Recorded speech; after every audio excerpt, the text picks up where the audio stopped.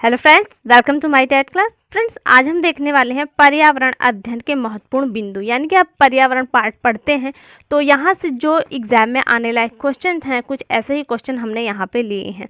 Friends, बहुत दिनों बाद मैं आपको वीडियो दे रही हूँ। इसका मतलब ये है कि मेरे बीच में तबीयत नहीं थी, जिसके कारण से मैं आपको वीडियो नहीं दे पाई हूँ। तो इस बात के लिए मैं आपसे सॉरी बोलती हूँ। हाँ, आपको आगे वीडियो ऐसे ही मिलती रहेंगी। तो आइए स्टार्ट करते हैं, देखते हैं अपने इन पॉइंट्स को। तो यहाँ पे जो पहला पॉइंट है वो है, हमारे शरीर में लगभग कितना प्रतिशत जल होता है। या फिर ये प्रश्न इस तरह से बन सकता है कि हमारा जो शरीर है वो कितने प्रतिशत जल से बना हुआ है।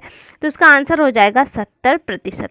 दूसरा है, विश्व जल दिवस मनाया जाता है। बहुत ही इंपॉर्टेंट। यहाँ पे मैं एक एक प्रश्न के लिए इंपॉर्टेंट शब्द यूज़ करूँ तो शायद मेरी बेवकूफ़ी होगी, क्योंकि यहाँ पे मैंने सारे वैसे ही प्रश्न लिए हैं जो किसी न किसी बार आपके एग्जाम में आए हुए हैं या फिर वो आने के पूरे चांस होते हैं। यानी कि ये महत्वपूर्ण प्रश्न ही है।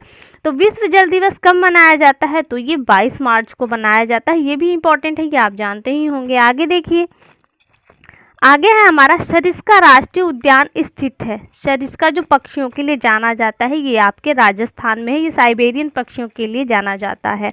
अगला पॉइंट है, पारिस्थितिक तंत्र में अध्ययन किया जाता है। जब आप पारिस्थितिकी पढ़ते हैं तो इसमें आप क्या पढ़ते हैं ये बताना है। तो आप उसमें जीव एवं उसके वातावरण का अध्ययन करते हैं। अगला पॉइंट है, दक्षिण की गंगा, यानी दक्षिण भारत में आप चले जाते हैं तो वहाँ पे गंगा किस नदी को पुकारा जाता है? तो वो कावेरी नदी को पुकारा जाता है। आगे देखिए, आगे है यहाँ पे, ताजमहल को खतरा है। किस चीज़ से खतरा है? कौन सी गैस से खतरा है? तो वो सल्फर डाइऑक्साइड है, एक ऐसी गैस है जिससे ताजमहल को खतरा है। किस तरह का खतरा है? या आप जानते हैं कि आपका जो ताजमहल वो सफ़ेद संगमरमर से बना है, लेकिन सल्फर डाइऑक्साइड के कारण ये जो संगमरमर है जो सफ़ेद रंग का है वो अब पीला होता चला जा रहा है। अगला पॉइंट है यहाँ पे, ग्रीन मफलर का संबंध है। ग्रीन मफलर आपने रास्ते देखे होंगे, जिस तरह से ये मान लीजिए आपका रास्ता है और आपने ये भी देखा होगा कि रास्ते के दोनों तरफ आपके पेड़ लगाए जाते हैं। तो ये एक रास्ते के लिए मफलर का काम करता है।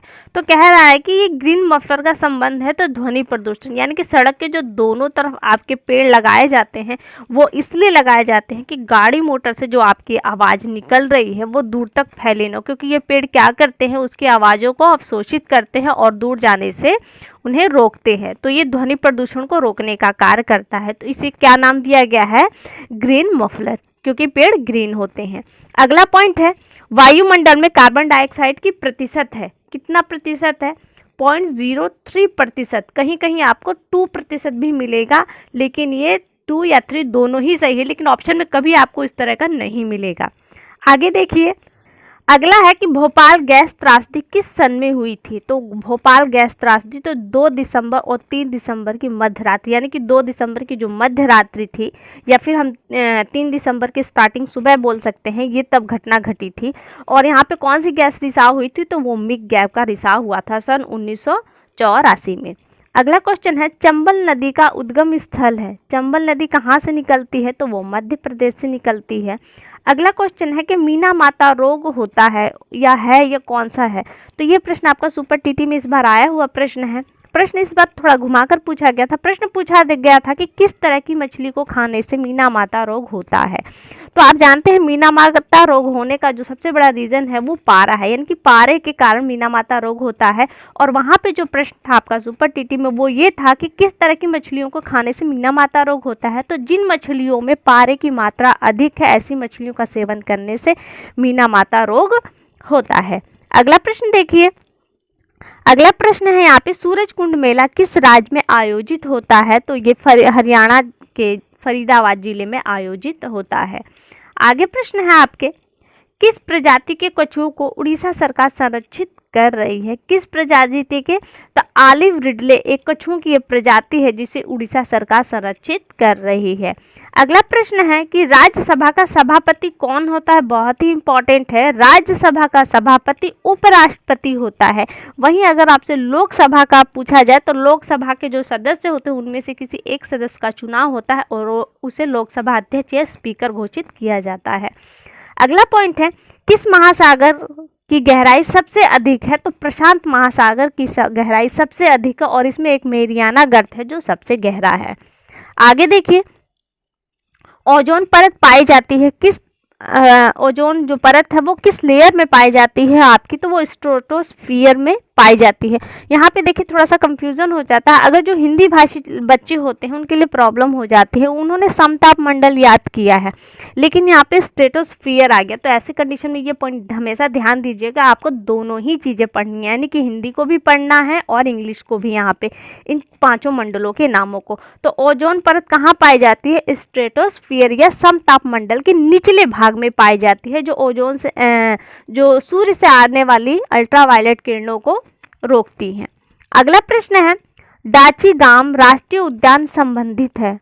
डाची गांव राष्ट्रीय उद्यान कहाँ पर है, ये जम्मू कश्मीर में है और ये हिरणों की एक जो प्रजाति है हंगुल, इससे संबंधित है। आगे है कृत्रिम वर्षा होती है, यानी कि जो मानव द्वारा कृत्रिम वर्षा करवाई जाती है वो किसके द्वारा करवाई जाती है, तो वो सिल्वर आयोडाइड के कारण कृत्रिम वर्षा करवाई जाती है। आगे प्रश्न है आपका, विश्व ओजोन दिवस कब मनाया जाता है। अभी हाल ही में बीता है, 16 सितंबर को विश्व ओजोन दिवस मनाया जाता है आपका। अगला है, नदी के प्रदूषण स्तर की माप की जाती है, तो DOB यानी कि बायोकेमिकल ऑक्सीजन डिमांड है, जिससे नदी में जो प्रदूषण का स्तर इसे मापा जाता है कि वो कितनी प्रदूषित है।